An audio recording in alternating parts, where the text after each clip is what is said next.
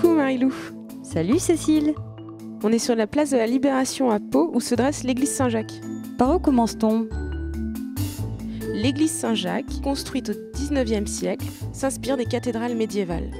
Il s'agit donc d'une église néo-gothique? Oui, c'est exactement ça.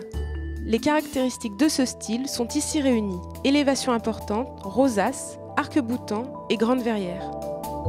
Viens, allons découvrir l'intérieur. Ici, tu vois, les volumes de l'église sont impressionnants.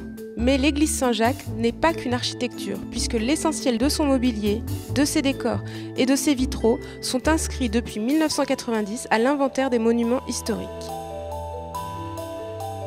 Ce qui saute aux yeux, c'est la présence de tous ces vitraux.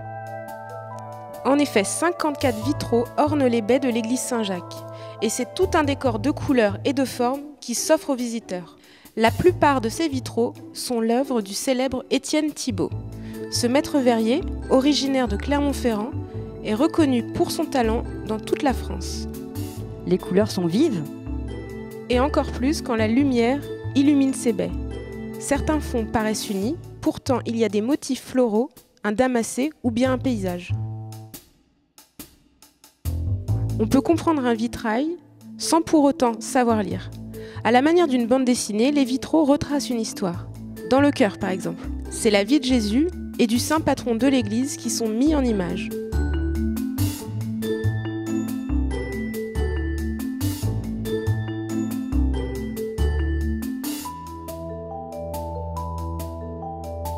Précédemment, nous avons dit qu'il y avait 54 vitraux, mais je n'en compte que 52. Et il en manque 2? Oui, tu as raison. Ces 2 vitraux sont dans la chapelle.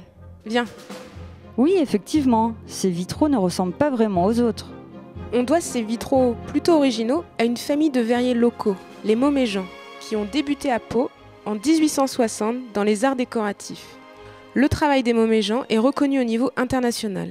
Les frères Moméjean, comme beaucoup de leurs confrères, étaient très tributaires de la commande.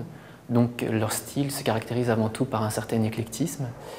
Alors ces 2 vitraux de la chapelle sont particulièrement intéressants parce qu'ils illustrent la permanence des modèles gothiques et médiévaux à une époque ici particulièrement tardive puisque les verrières ont été installées en 1916. On peut remarquer également l'extrême minutie, l'attention qui a été accordée au traitement des visages, du paysage ou des motifs végétaux qui se situent dans la partie inférieure de la composition. Donc c'est vraiment ici une réinterprétation de la richesse et de la préciosité des formes du gothique international en fait. Il faudra vraiment attendre 1921 et la construction de nouvelles églises comme Saint-Julien, Notre-Dame ou Saint-Joseph pour que les frères Moméjean puissent donner vraiment un développement plus moderne et plus audacieux au programme vitré. La famille Moméjean a su exporter son savoir-faire et son art dans le monde entier. À nous maintenant de suivre leurs pas pour découvrir notre patrimoine.